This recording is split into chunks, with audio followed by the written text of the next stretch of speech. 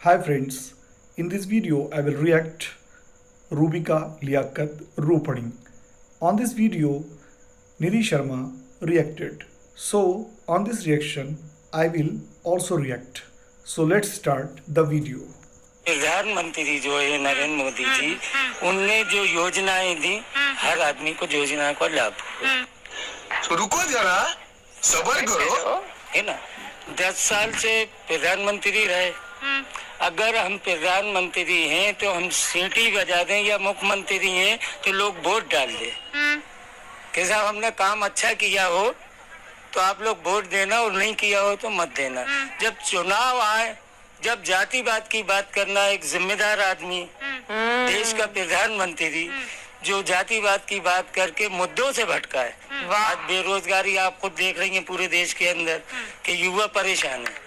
क्या बात है, बोलती बंद है रूबिका जी की। एक बार फिर से गोदी मीडिया की सबसे पावरफुल एंकर रूबिका लियाकत जी पब्लिकली ट्रोल हो चुकी है। हमारे लिए खुशी की बात है, पर उन्हें खुद को बड़ा अफसोस हो रहा होगा।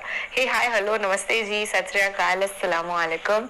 मैं निधि शर्मा इंडिया से, और ढेर सारे मजेदार लोग इनको रूह बिका हुआ लियाकत बोलते हैं, पर मैं ऐसा नहीं बोलना चाहती, क्योंकि देश में दुनिया में कई सारी रूबिका ऐसी भी होंगी जो बहुत अच्छी होंगी यार, इनकी तरह तो नहीं होंगी एटलीस्ट, जो किसी एक कम्युनिटी के खिलाफ नफरत फैलाए। इनका सिर्फ नाम मुस्लिम सुनाई देता है, बट ईमान की अगर हम बात करें तो वो दिखाई नहीं देता। पहले भारत 24 पर इनका शो आता था, मोदी मुल्क और मुसलमान, एज इफ के जो मुस्लिम्स हैं वो मोदी जी को किसी और ही तरीके से लेते होंगे। हिंदुओं के बीच में एक ये मैसेज जाता है कि यार हमको मोदी जी को सपोर्ट करना होगा, क्योंकि मोदी जी हमें सेफ गार्ड कर रहे हैं, और मुसलमानों को इस चीज से दिक्कत हो रही है, जो कि हम सेक्युलर लोगों को तो पता है कि ऐसा कुछ है नहीं। ईश्वर अल्लाह तेरो नाम, सबको सन्मति दे भगवान, वासुदेव कुटुंबकम की फिलॉसफी में जो पूरे संसार को परिवार मानने वाले लोग ऐसी तुच्छी बातों पर विश्वास नहीं कर सकते। हाँ, इनका चैनल जरूर बदल गया है, न्यूज़ 18 इंडिया पर काम करती हैं, पर काम वही है। मोदी मुल्क से मोदी वतन हो गया है, शो का नाम तक भी वही है। जोधपुर में तो मोहतरमा ने अच्छी खासी अपनी रोस्ट करवाई ही थी, और अब मध्य प्रदेश के भोपाल में रेडी हो गई है। I know you are excited, so let's see how it goes. Jodhpur आई थी तो अलग तरीके से स्वागत किया था, क्योंकि हम राजस्थानी है भैया, पर इनका शो देख करके अब स्वागत करने की इच्छा नहीं हो रही है। गरीबों को जो लाई है 80,000 गरीब, 80 लाख गरीब, 80 करोड़ गरीब कहाँ से आ गए? बोलने दे, तकलीफ हुआ है बेचारे को। बोल 10 साल में कहाँ से आ गए? आप बताइए। मुझे लगा कि मैं आऊंगी तो आप मुझे बढ़िया चिकन मटन खिलाएंगी। चलो तो हैं मंगा लेते हैं। लेकिन लोग तो ये कह रहे हैं कि बीजेपी के राज में चिकन मटन नहीं खा सकते हो। कौन कह रहा? हम तो खूब खाते लपक के। पूरे रमजान खाया हमने तो पूरे रमजान का। रियान भाई साथ थे या नहीं थे? जब भी खाते हम तो। हाँ रोज खाते हैं। रोज। तो फिर ये खौफ क्यों है? जी हाँ, आपने वीडियो देखा, परंतु रूबिका लियाकत को ये भी बताना चाहिए कि कौन कह रहा है कि चिकन मटन नहीं बनाने दिया जा रहा है। आप यहाँ पर क्यों छोटा मोटा प्रोपेगेंडा फैला रही है? उसके बाद एक शख्स आता है जो कि बेरोजगारी की बात करता है कि देश के प्रधानमंत्री मुद्दे भटकाने का काम करते हैं। इस पर रूबिका लियाकत एक रोजगार को लेकर बड़ा झूठ बोल जाती है, और आसान भाषा के समझाने के चक्कर में वह बेरोजगारी पर ही एक बड़ा झूठ बोल जाती है कि नहीं, मोदी सरकार के अंदर बेरोजगारी घटी है। तो जनता के बीच के मुद्दे होना चाहिए। देश के प्रधानमंत्री जो है नरेंद्र मोदी जी, उनने जो योजनाएं दी, हर आदमी को योजना का लाभ है ना। 10 साल से प्रधानमंत्री रहे। अगर हम प्रधानमंत्री हैं तो हम सीटी बजा दें, या मुख्यमंत्री हैं तो लोग वोट डाल दें कि साहब हमने काम अच्छा किया हो तो आप लोग वोट देना, और नहीं किया हो तो मत देना। जब चुनाव आए, जब जातिवाद की बात करना, एक जिम्मेदार आदमी, देश का प्रधानमंत्री जो जातिवाद की बात करके मुद्दों से भटका है। आज बेरोजगारी आप खुद देख रही हैं पूरे देश के अंदर कि युवा परेशान है। बेरोजगारी की, बाकी जो विकास। एक सेकंड, सब कह रहे हैं बेरोजगारी सबसे बड़ा मुद्दा है, मैंने ये जब सुना तो मैंने कुछ आंकड़े निकालने की कोशिश की है। आपको पता है कि 10 साल पहले बेरोजगारी दर कितनी थी और आज कितनी है? इसमें तो मैडम ऐसा है कि गर्मी का एहसास एसी में बैठने वालों को नहीं होता है। हाँ। गर्मी का एहसास जो धूप में होते हैं उनको होता है। नहीं, गर्मी में तो मैं भी हूँ, आप भी हो, आपका भी पसीना निकल रहा है, मेरा भी निकल रहा है। मैं सुनिए ना, आंकड़ा महंगाई आप कैसे पता लगाते हैं या बेरोजगारी दर आप कैसे पता लगाते हैं? सर्वे होते हैं, कितनी नौकरियां लगी है, कितने पीएफ बने हैं।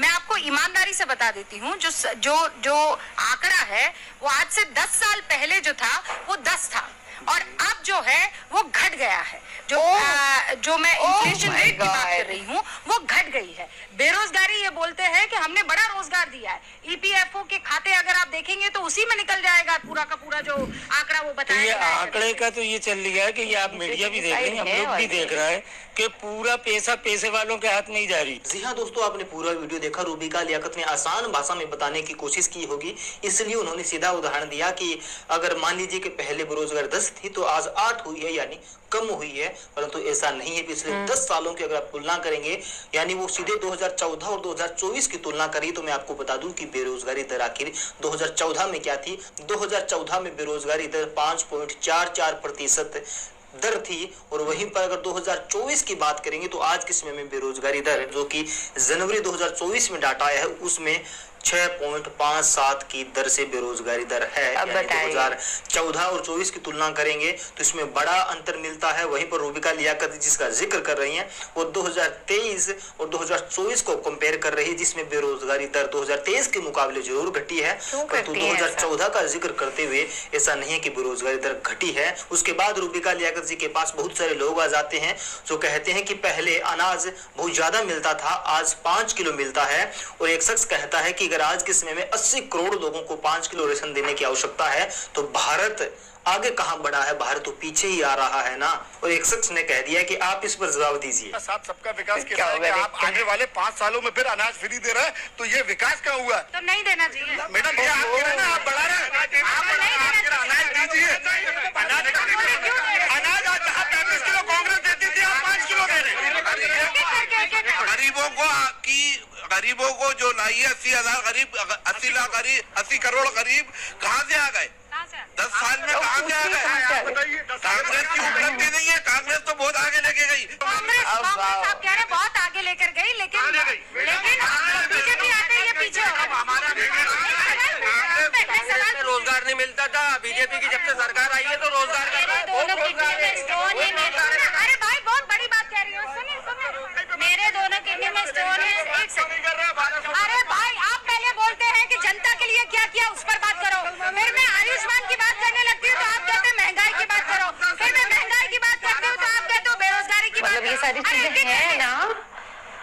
कम ऑन रूबिका जी, जनता बात ही बेरोजगारी महंगाई पर करना चाह रही है और एक एंकर होने के नाते ये उनकी बात सुन तो रही नहीं है बल्कि बीजेपी का प्रचार कर रही है खुलेआम। नहीं, रोजगार तो है बढ़ा। अरे जनता जानती है भैया, हम खुद सफर कर रहे हैं उन चीजों से। We know what the reality is. कई बेरोजगारों को तो आज के टाइम में फील भी नहीं होता है कि वो अनएम्प्लॉयड है, क्योंकि जय श्री राम के नारे लगाने में जो लगा दिया है मोदी जी ने उनको। और जर्नलिज्म जो होता है ना वो आजाद होता है, पर इनकी आजादी असल मायने में छिन चुकी है क्योंकि ये लोग बिक चुके हैं, दलाली कर रहे हैं। तभी तो ये हिंदू और मुसलमानों को बांटने वाला शो लेकर के आते हैं। कभी आपने ऐसा कोई नेशनल टेलीविजन पर शो सुना था कांग्रेस के राज में, जहां पर बस मुस्लिम से बात करी जाती है और उस शो को हिंदू देखते हो और मुसलमानों को एक तरीके से नीचा दिखाने की कोशिश करी जा रही है। I no it's all very weird and messed up and I hope she stops all this यार। बिल्कुल पत्रकारिता नहीं लग रही है। अगर ये जर्नलिज्म होता तो ये बीजेपी की साइड से नहीं जाती